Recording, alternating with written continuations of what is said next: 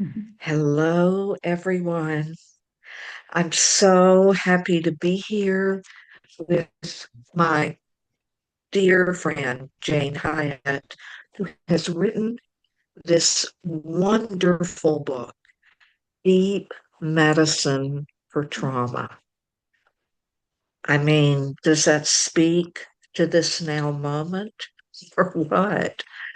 Um, Jane has written a book out of her life's experience, out of her life's work, both as a unity minister, but also as a hypnotherapist, working in with people to heal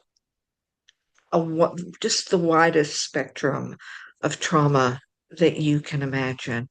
And the book itself is like Jane, so grounded, so deep, so full of wisdom and love that reading it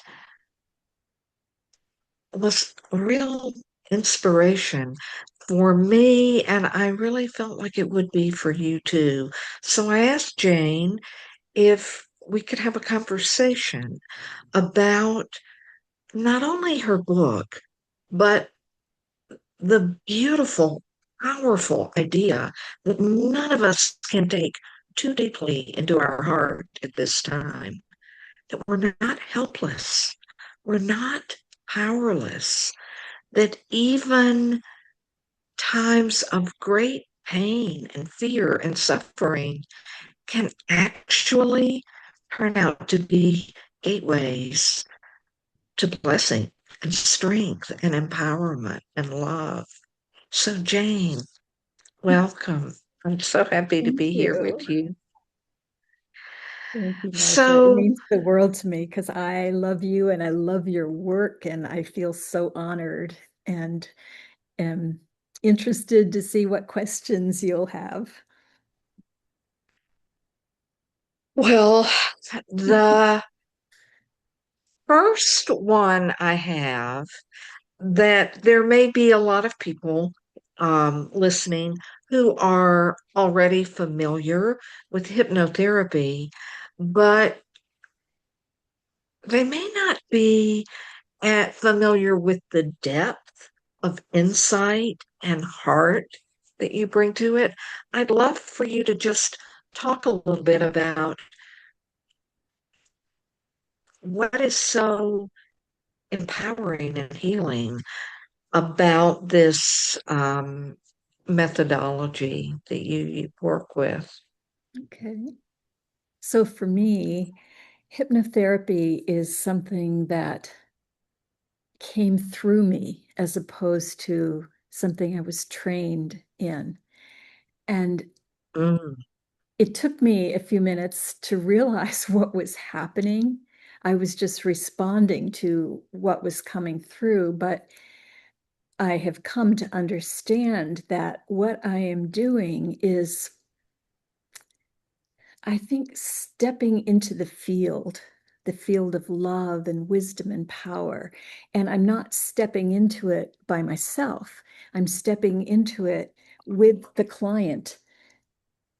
Excuse me. That was my husband's set up to be on emergency alert. um, so I step in with the client, and we tap into something that's so much bigger than us and who we know ourselves to be. We we can travel through time, back in time, to whether it's into childhood memories or preconception or past lives or ancestors, wherever it may be. We can travel back and we can travel forward and we can travel into other dimensions. It's there are no limits on where we can go, except for the limits that I or whoever might be doing this work would put on them. Um, there, do you remember in the Harry Potter books, there was the room of requirement and it had the mirror in it? And so when yeah. Harry stepped up to the mirror, there were his parents, because that was what his heart required, was to connect with them. And so it's like we go into hypnotherapy and we're in this room of requirement, and what the person needs most is where we will go.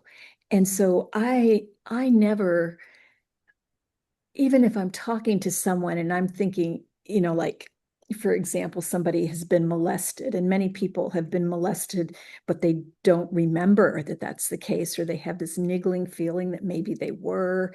Um, I might be listening to what they're telling me and thinking, oh, this person was probably molested. But I never say, let's go back to when you were molested, because people don't usually come to me with, I want to deal with this thing that happened. They come with, I need to deal with this place that I'm stuck. I'm so depressed all the time. I'm so anxious. I can't let go of the anxiety. I want to move forward, but something's holding me back. I'm having these problems in relationship.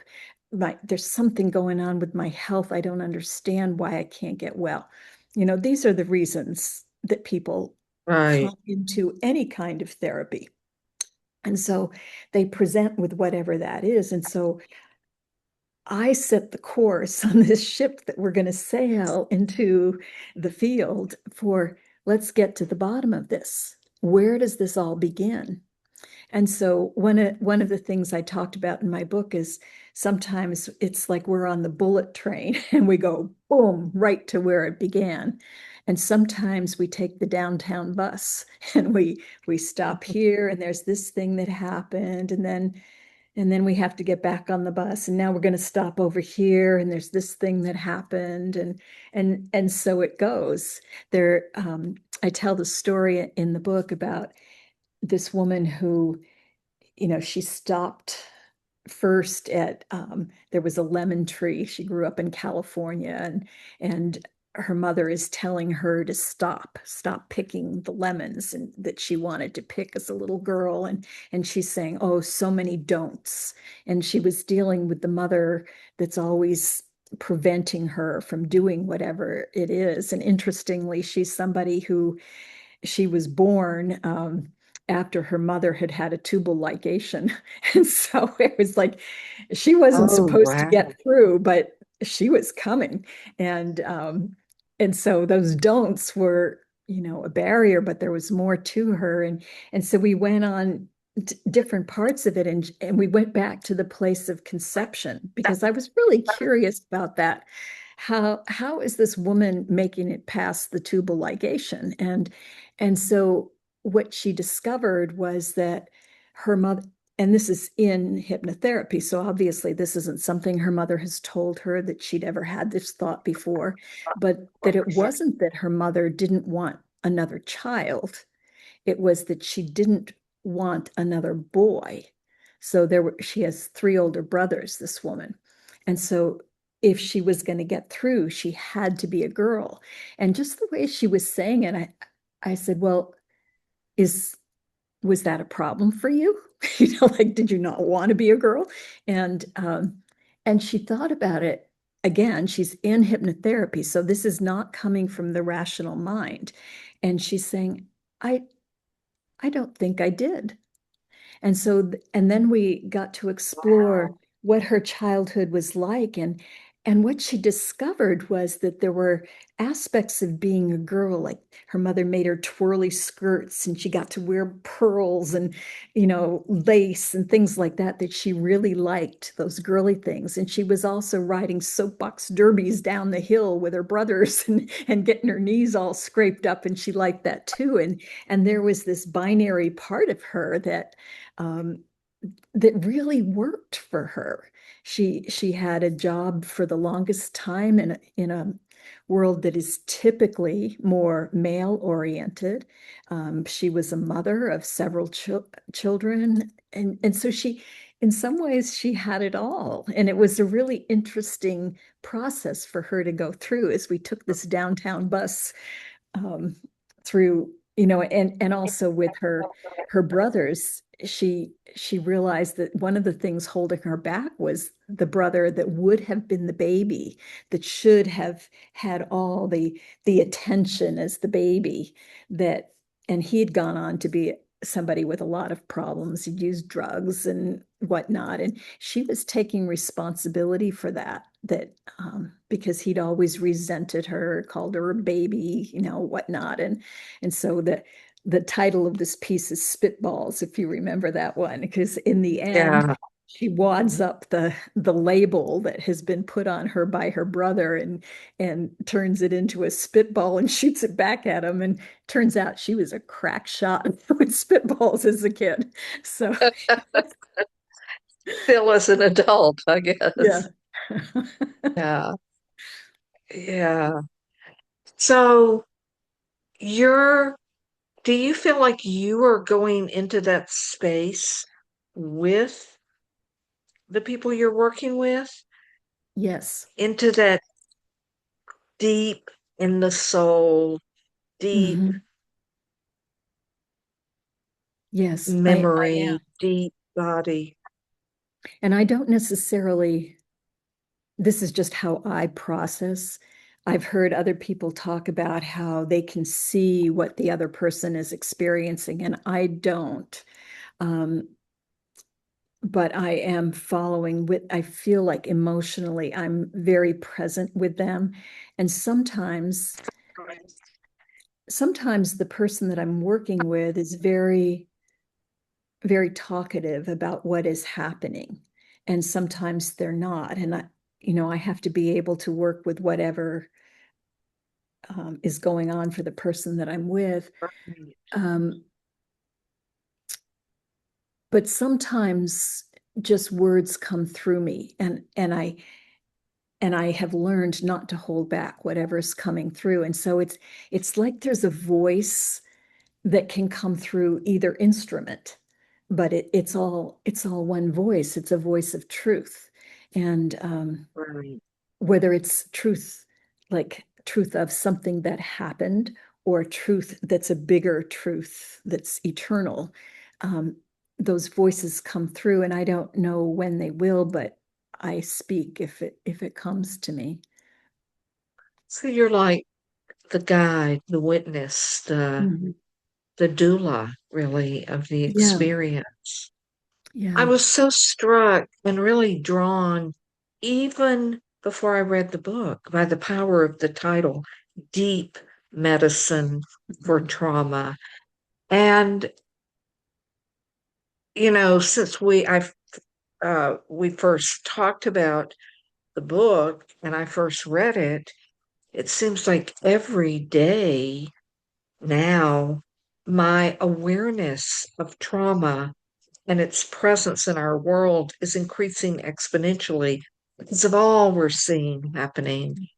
And so it's been interesting to go back through the book at this time. That's why I told you the book, rereading it, it lands in a whole much deeper place in me. It has helped me realize how much we're being opened, Mm. even if it feels like we're being torn open in Mhm. ways that are painful, even to see on our screens. Yeah. Less for all the people who are seeing it on their streets, in Mhm. their neighborhoods, in their families, in their homes.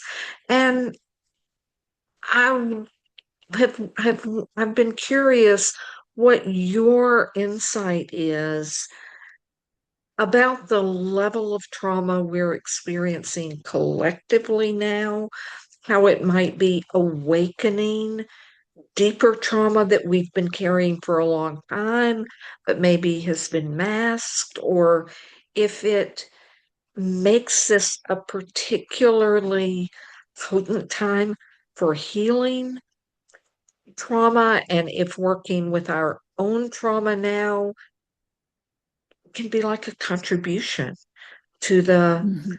healing of the collective. I don't mean that in a simplistic way at all, But I think we're all now realizing we're much more connected than Mhm. we realize just going through our normal lives in normal times. Yeah.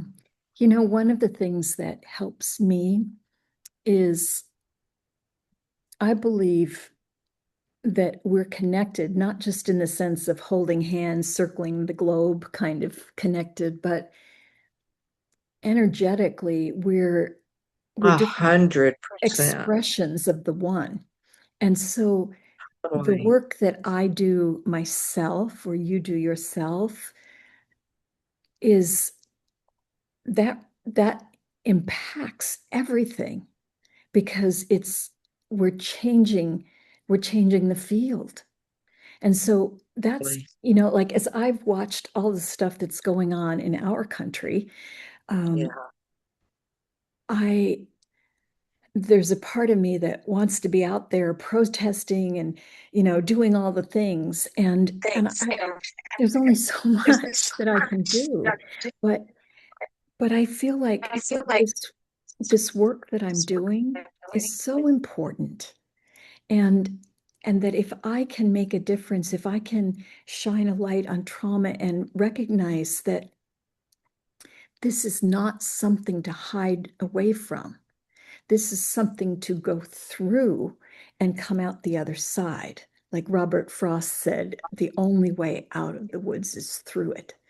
And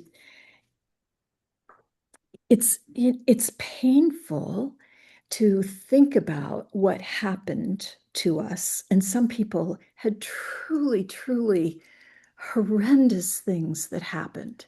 And other people, like when my mother died, I wouldn't put that on the scale of horrendous. It was very, very devastating for me, but people die. That's a natural part of the ebb and flow of life. Having somebody um, brutalize you is not part of the Yeah. normal part of life. The things that are Yeah. happening to people at the hands of ICE right now, that is not part of the normal.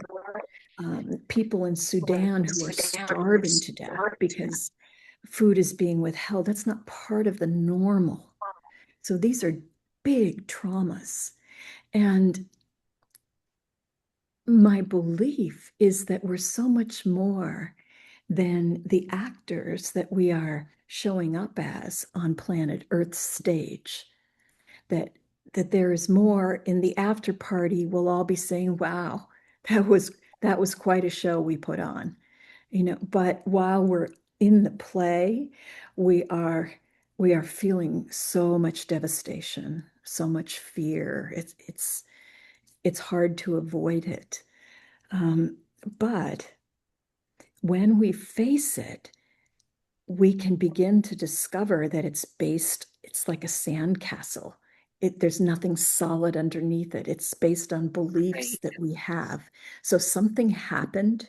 Yes, something happened. But then what we carry through is our story about what happened. The thing that happened isn't continuing to happen. If it is, that's a whole nother form of trauma. But our stories continue and our beliefs that have been formed. So I call these story potions because it's something that, Yes, I love that. yeah, it was just a thought that came to me. And then I was so surprised when I Googled and somebody had that as a website. And I thought, who, and it has a totally different application, but I feel like the stories that we tell ourselves are like potions that get into our consciousness and they poison us and prevent us from really bringing forth the light that we are, because they're telling us things like you're not enough, you'll never make it, you don't deserve, you aren't lovable, blah blah blah blah blah blah blah, all those negative things. And we know that it's not, limiting beliefs is not a new idea. I just phrasing it that way was new, at least for Right. me. um, and so when you start thinking about it as a potion, then you think, well, is there an antidote to the potion? And the answer is yes, there is. You can tell a new story, because within the context of hypnotherapy, you're not limited. Your subconscious mind, somebody has said it's a wonderful servant, but a terrible master. And so we we operate with our subconscious mind in charge until we take charge. And so when, and we have to speak the language of the subconscious mind, which is not a pep talk, and it's not a shaming. It's something where we use the language of story and imagery, and you take it into because that's the language. And so it's like talking English to a French person isn't going to help. Talking, motivational speak or shaming speak to the subconscious isn't going to help because it's not listening. And so when you Yeah. tell a new story, the subconscious isn't fact checking. It isn't arguing that, wait, where's your briefcase of, arguments for this? It's not a legal system. It's a gather around the campfire and let's hear a new story. And oh, that story feels so good to my heart. Yes, I love that story. And so then we begin to have new possibilities open up for us. And what if we could each do that work ourselves and lighten the level of the world? What if we all came together in the world and we all did that work? And we didn't just say, oh, that trauma is so awful, but we said, it's a portal. It's a portal to step into a new world. And there are a number of traditions that have taught it doesn't have to be everybody. It just has to be like a tipping point, Right, right. to really rebalance the scales Hmm. of the whole world. Yeah.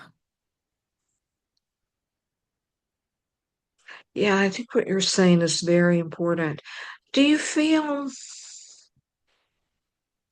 that there's something about going deep enough and I guess honoring the experience that is living there in the depths? I guess that goes along with the not shaming or preaching but really getting down those hurt, traumatized parts of us. They live in our most sensitive, creative well springs. So, I think I that, mean, what you're saying really seems to, what you're writing about seems so tied to the roots, the depths. mhm, Um, I feel like that's where the power of what you're doing, and it just emanates right off the page. Not to mention all the stories and examples in the mhm. book, people Yeah, whose lives have really been changed. yeah, they really have. It's such rewarding work. I had somebody who said that, wow, I didn't expect a book about trauma to be a page turner, but it really was. And I loved that comment. And I think it's because it's full of stories. It's not a clinical book Yeah, because I kind of right. zone out as soon as people start talking about too much technical information, whether it's medical or anything else. I'm just not wired for that. I'm wired for stories. And I wanted to create a space of healing through stories to see that whatever it is that you've gone through, somebody else might have gone through something similar. And look how they healed. Right.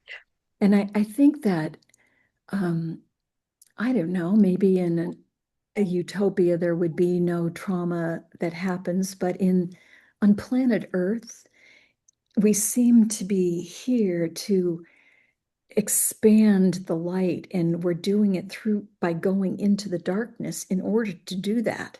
And I don't pretend to understand all of the bigness of why that is, but that seems to be what we're doing.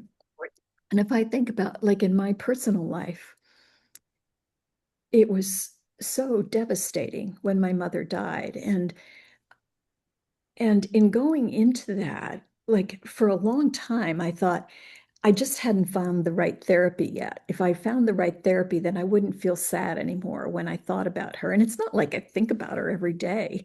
Um, but sometimes, even now, and she died in 56. So this year it will be 75 Yeah, years, I think. No, maybe 70 years since she died. And so after all that time, you'd think I'd be well and truly over it. And that isn't what happens. It's like, yeah, no, I'm not crying like I was when I was 7. Um, I I sometimes cry when I think about it. It just, I don't know, like the wind changes and it hits me. But but what I yeah. recognize is that it cracked open my heart, that experience. And so I have this heart that is just so available for compassion. And I think that that's what allows me to do the work that I do. And in doing the work that I've done over the years to heal around my mother's death, I have learned that, unlike what I believed at the time, that tears are actually finite. If you're crying, the faucet doesn't get stuck in the on position. And so you don't have to repress your tears because it's a wave that moves through you. You cry and you feel sad, and then it moves on. And there's a quiet and there's space. And so I'm not afraid of that. I'm not afraid of someone's grief because I have gone into my own grief.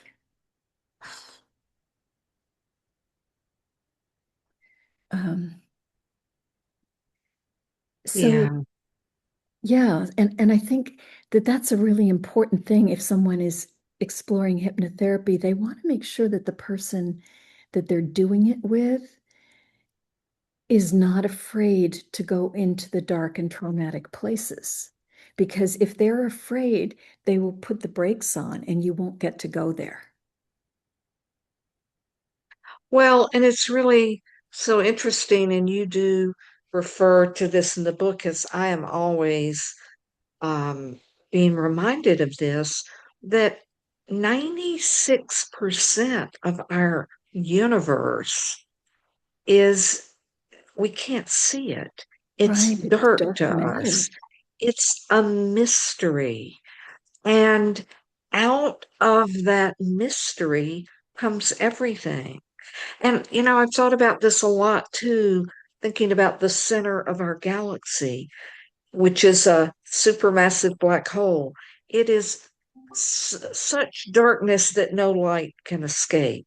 The Mhm. magnetic force of that holds our galaxy in place. But right next to the galactic center, where no light escapes, are some of the brightest stars in our universe, a Mm. million times brighter than our sun. And Mm. I was reminded of that reading back through your book. That is he okay? So, in some way, again, the trauma and the healing are connected to each Mhm. other. I can say I had a parent also who died when I was young, and it was definitely a trauma. But I think it also softened me, Mhm. deepened me. You know, it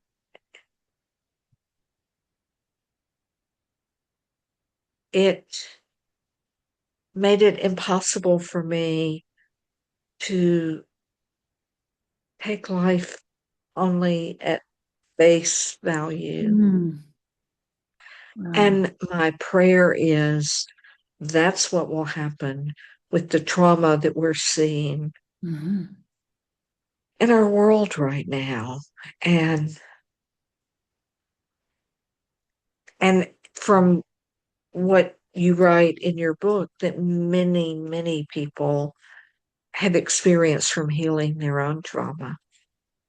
I'd love to read a little bit of a story. Um, Yeah. this is the man in this story works with immigrants, and he's in the legal system helping them when they are coming here needing sanctuary. And and so this is even before all the stuff going on with ICE that I worked with him. This was many years ago. And he was just having so much anguish because of the horrendous situations that they were fleeing from, and then what was happening to them with our own government when they got here. And and and so he was having chest pains when he came to see me, which he had checked it out medically. It wasn't a heart attack, but it was that pain in his heart of having to do this. And he was somebody with a strong, strong um, Buddhist practice. And so I just want to read a little bit about this. Um, he was led to a dark, dismal cave with many compartments, which he described like a scene from Lord of the Rings. And the chest pain began to intensify. And I prompted him to place his hand on his chest and tap like he was knocking on the door of the pain, asking it to come out and reassuring the pain it was safe.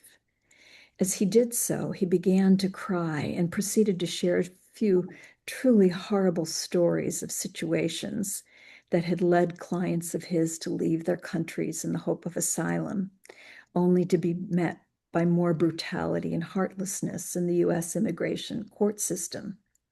He told me that a seasoned bodhisattva does not take on the suffering. Instead, they accompany people through the hell realms with compassion, not judgment. He felt called to be a bodhisattva, which is an enlightened being who returns to earth again and again to walk with humans and help set them free from suffering. But he didn't feel at all seasoned. So I asked him to imagine that a seasoned bodhisattva came to him now into this room to accompany him in his suffering, and that this sacred presence could drain excess grief from his heart and infuse peace and faith and joy. And as he imagined that, the cavern changed to a warm, healing sanctuary with a soft, swirling light. Bathing in this light, he realized that was what he was called to do, radiate light rather than taking on pain as he walked beside those who were suffering. So it went on. There was more to a, Beautiful, a Jane. subsequent session, but I think that it isn't always even just our own trauma. It's how are we being in a world where we're surrounded by it and the people that are hurting from it, and how do we walk through that world and knowing that we can we can wrap ourselves in the light of the all gives us comfort. And one of the treatments in the book is about reaching out beyond the third dimension of literally what we can see and prove and so forth, and reaching into the heavens, so to speak, for help. And there are so many beings that are willing and able to come to us and help us on this Yeah. walk, and we don't have to do it alone. We're not meant to do it alone. What a beautiful blessing to Mm, leave us with, Jane. thank you. Thank you.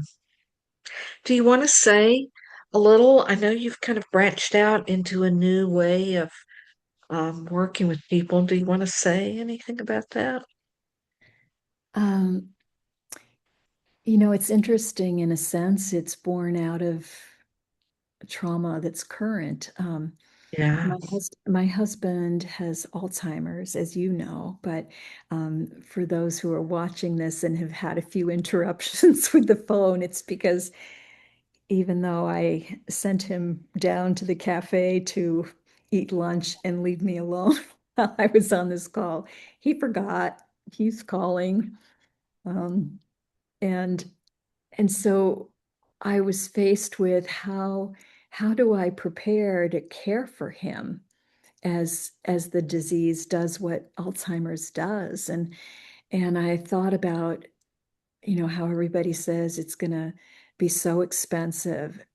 And I thought, well, what if there were another way to make money than just an hourly rate, which is what I was doing before, that would allow me to care for him if I need to put him into a facility to be cared for, or if, you know, it works out to have people come into the home, because at some point it can't just be me. And and so that inspired me to start doing group programs online so that I can be at home where he is, but also reach out into the wider world. And so I started doing that, and I found that the group hypnosis was even more powerful than what I had been doing with one-on-one. Amazing, but not surprising, really. Yeah, and so I'm doing these circles of just 12 people, and they get one 90-minute session privately, all still online. But what I found was those sessions, after steeping in week after week after week of the group sessions, they were so powerful. They went so deep, and people had huge healings, whether it was like one woman wanted um, she wanted to have a married relationship. She'd never had that. And she had to face some things that had happened in her past that I don't know that she had forgotten them. Some of it she'd forgotten, but some of it she just had not made it important because people dismiss their trauma. Um, Other people were dealing with health issues or career directions. It was quite varied, but they had major healing. And so that's really exciting to me to Mm, think in terms of being able to have a wider impact without having to leave my husband to do it. right. So and Yeah. then also it gives me time to write more books because they're lining up behind this one. So I just need to have some time to write. Sounds great, Jane. Really Mm. does. Thank you so much for your work and your wisdom. Oh, thank you. And thank you for being there in my court. For people that are listening to this that I know that don't know Marcia, she is the astrologer that I have been turning to of late. And it has been so transformative for me to hear the things that she's saying and to see how the planets, especially because she talks about the edge dwellers, not just the major ones that everybody's heard about, um, how that lines up with what's going on in my chart and the things that I'm going for. And so I feel so supported by the stars, really, in the work that I'm doing right now. And so that's meant a Yeah. huge deal to me, Marcia. Well, I really feel such a resonance with the work you're doing and the work I'm doing and the work so many people Mhm. listening to this conversation are doing. They're all important ways of realizing what we're part of, and what it really means to be whole. Mhm.